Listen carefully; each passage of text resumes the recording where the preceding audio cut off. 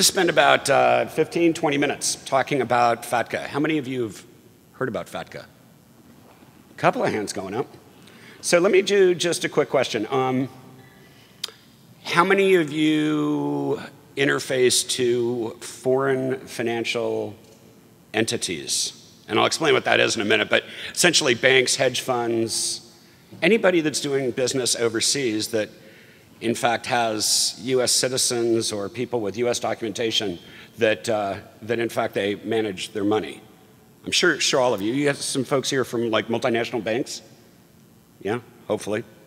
Well, I hope so, because otherwise this may be a presentation that most of you will say, well, this doesn't really concern me. But let's talk a little bit about FATCA. So FATCA, once again, the Foreign Account Tax Compliance Act. Okay, we'll talk a little bit about what it is. You know, the great point about speaking, 3 things you're supposed to do. In 3 points, I'm supposed to tell you what the next 15 minutes are all about. First, I want to explain to you what FATCA is. Next, I want to explain to you what it's going to mean to your business. And I would venture to say that everybody in this room, one way or another, is going to be affected by it. If not in the very least, because some of you are US taxpayers. Lastly, I want to explain to you from an organizational standpoint the things that you're going to need to be able to do to get ready for it. So just when we thought it was safe to go back in the water, can anybody do the dum, dum, dum, dum, dum, dum, the Jaws theme? I'm sorry. So this is very much around tax accounting.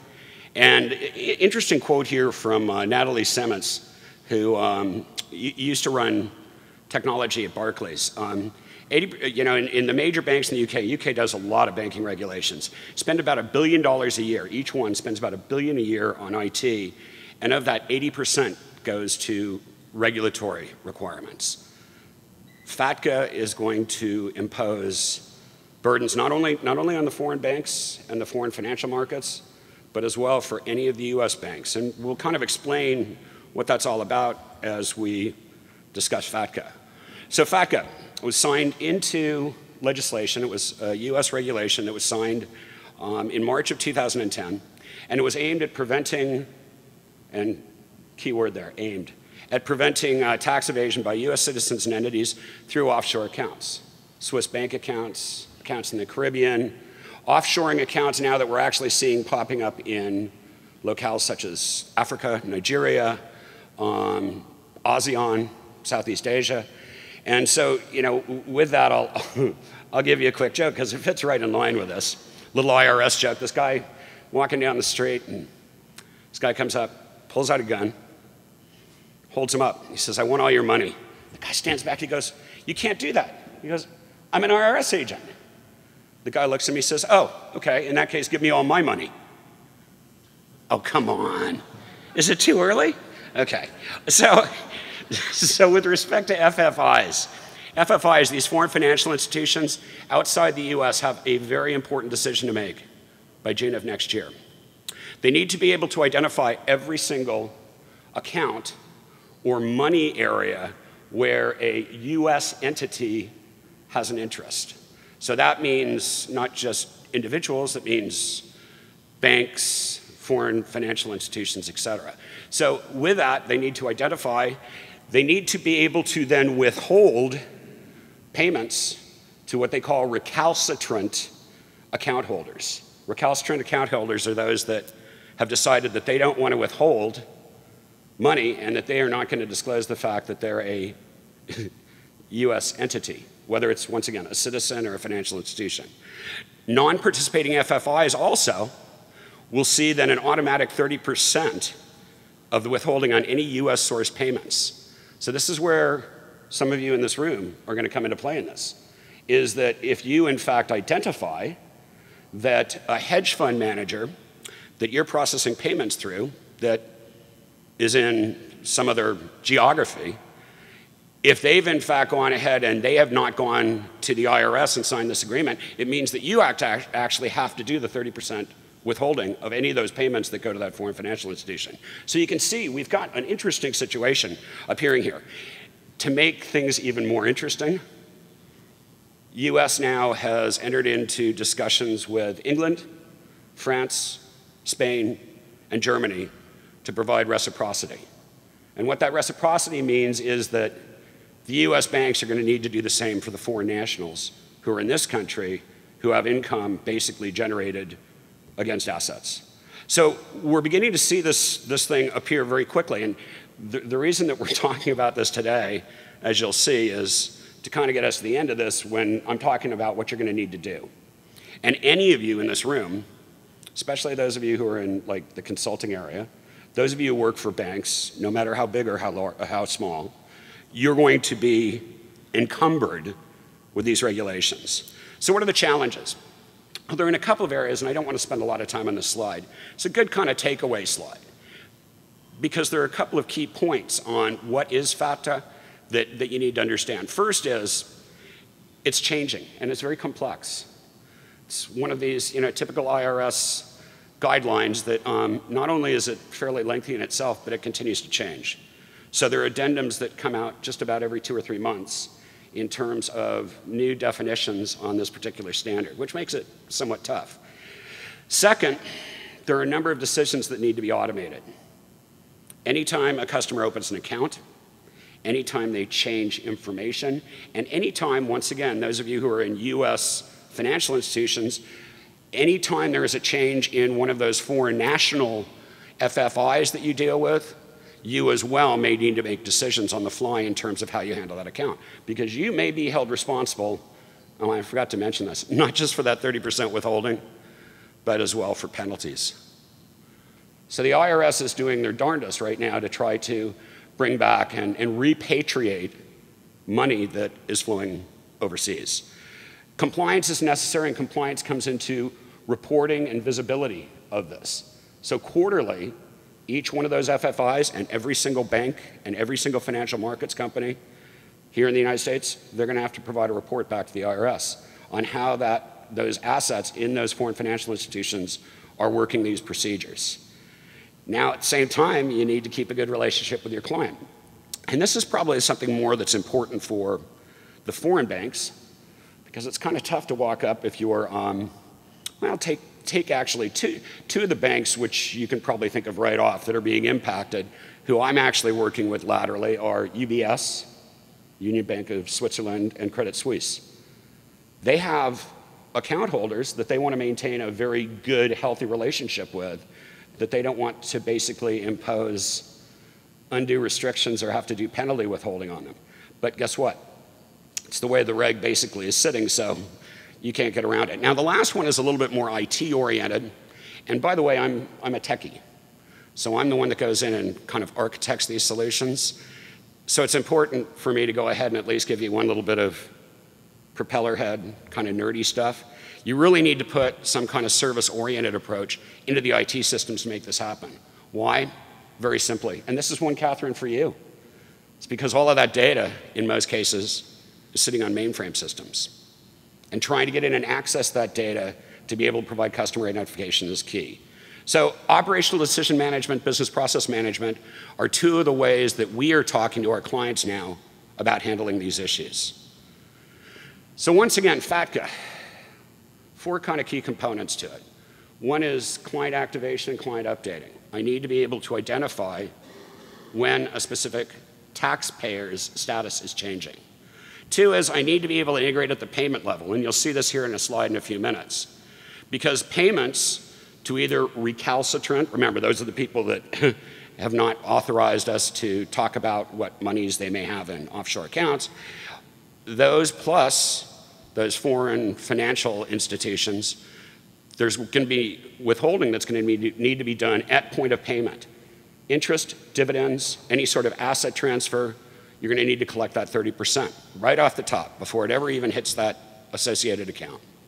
There needs to be reporting in place to provide then that capability to report back to the IRS as well as internally on the status of those operations. And then lastly, there are a whole number of interactions that take place. And in some ways, this goes back to some of the things Barry was talking about, because you're going to need a collaborative network and you're going to need the ability to do instant messaging and telephony capabilities to make sure that everybody is going ahead and staying on the same page. Now, I'm not going to go through the technical requirements. I'll leave those for you. We'll talk about some of them. But one of the other key areas that Barry talked about, which I think is critical, is this concept of a single view of the customer. For those of you who spend time in IT, for those of you who sit on the policy side of IT, if you look at this, you'll see that it looks a lot like AML processing, anti-money laundering, KYC, know your customer. And in fact, it is. However, the delta in this is that it's much more widespread, because every single payment that goes through your system now is going to need to be looked at in terms of whether or not it's a recalcitrant account. So if we go back to this grid, reporting, identification, verification, and documentation withholding, in the typical way, I hope there aren't any IRS agents in here, in the typical way that our Internal Revenue Service works here in the US, mountains of documentation have to be maintained. And unfortunately, a lot of those right now are still paper-based. So one of the other areas that Barry hit on, you see I'm segueing back to a lot of the things Barry talked about as well, is the reduction in paper and the automation of forms such that we've got active content out there that's being generated, maintained, and managed. But if we start up at the top, these things that we mentioned before, I need to be able to identify specific individuals. Now, most individuals, if I'm a foreign bank or even if I'm dealing with, I'm in a US bank and I know that I've got a foreign financial institution that I'm making payments to, it's really important to understand. Some are going to fall very directly into, yes, this is somebody who's going to need to do compliance with this regulation. And at the same time, there's folks that are going to be out in the other side of the zone. But there's this huge area of gray space. What happens if somebody has, for example, dual citizenship? What happens if I have a hedge fund that's being managed in Costa Rica, but it's actually cleared through the United States? So there's this real gray area there of what needs to be maintained and managed. This is where business rules have to come into place, because there's sensitivities and thresholds that I need to be able to actively manage as accounts change, as accounts get created, et cetera. From the standpoint of verification documentation, once I've determined whether or not that individual falls or that institution falls into that gray space, I need to be able to provide documentation on it, and I also need to perhaps provide process capabilities. Because if I have somebody there in that gray area, I may need to actually get human beings involved in this process to determine whether or not they fall into that particular realm. And then lastly, into this withholding area, I need a very high level of transactional capabilities that can intercept payments that are going to these suspect accounts or these recalcitrant accounts, such that I can capture that 30%. Because if I don't, once again, for those of you who are sitting in the banking area, if I don't, then I'm subject not only to a 30% withholding penalty, I'm also subject to penalties and fines and interest on top of that 30%. So it's got a lot of touch points. It's a regulation that's actually going to change over the coming years the way that a lot of us do business. And in some ways, it's extraordinarily invasive. So when you start looking at this concept of business rules, and I'm just going to build this out, a couple of things that we want to be able to do in this area of identification and management of this customer relationship. First is that we want to be able to express the business logic as rules. We want you, as business users, to be able to quickly and easily create those new rules to go ahead and deal with those people there that are in that gray zone. And so one of the ways that you do that is with a business rules system. This is especially important when we start looking at mainframe technology, because you don't want to go into your COBOL or your PL1 code that's sitting on a mainframe and have to change the code. It's not only risky, I mean, you're effectively trying to rebuild the airplane while it's flying, and that doesn't make good sense. You need to be able to centralize the business logic, these rules. You need to be able to put them into a repository so that if the rules change, and remember we touched on the fact that the IRS has this nasty habit now of putting out these addendum in terms of what's happening to the FATCA regulation over time. We need to be very precise in terms of our ability to control and to be able to version those particular pieces of logic. We need to be able to deploy them quickly. Now, I should add that the timeline on FATCA, I'd mentioned one date, July 2013. That won't affect a lot of the folks in this room. That's really on the foreign financial institutions in terms of their requirement to disclose. But any of you that work for a multinational bank, and I consult a lot with banks like Citi and B of A and some of the foreign banks that actually have presence in multiple geographies, or if you work for the US branch of a foreign bank, that date of 2013 is very important to you. Some of the other aspects of this will actually phase in over the next 4 to 5 years. But the fact is, you need to start thinking about it today. And then lastly, we need to be able to provide the ability to govern these rules and capabilities, both at the level of the reporting that has to be done as well as withholding. So this is actually a very high-level representation of some work that I'm actually doing with 4 different banks, and unfortunately I can't mention who they are because they'd probably come back and sue me or something. But it gives you kind of a high-level view of this, and it was interesting that this got scheduled right after Barry's, because you can see the fact that this actually illustrates a lot of the things Barry talked about. We have this single view of the customer. We have the customer as number one. Being able to maintain and manage the master data of that customer information is essential. We can see the KYC and the know your business capabilities, which are providing the account opening functions. So once again, as I talked about, anti-money laundering, KYC capabilities really kind of fall in slipstream to what we're seeing going on here. We have reporting capabilities that need to be able to report both internally as well as to the IRS, things that are going on. We have an operational data store where all these payments are being collected, but probably the scariest thing of all is right down here. The financial institutions have all of these inbound and outbound channels for payments, and I was actually chatting with James earlier, who's sitting over here. Yeah, he waves. Me. And I was going, you know, one of the key challenges in the banks that I've seen are around not only North America but around the world. You know, and I don't know, 100 banks, 200 banks I've probably seen over the last 5 years. Their payment systems are a mess. They have all of these different channels coming in. It is the true context of what we've always talked about with spaghetti code in IT.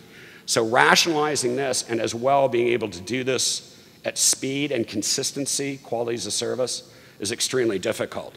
So going ahead and putting then a rule layer in there and putting in the capability to transactionally deal with this becomes essential. One of the banks I'm working with right now believes that they're going to need to keep this particular set of components on the mainframe because that's the only place that they're going to get the scaling that they need to do this. Now, there's interesting things going on. I'm going to sit on the panel tomorrow about cloud.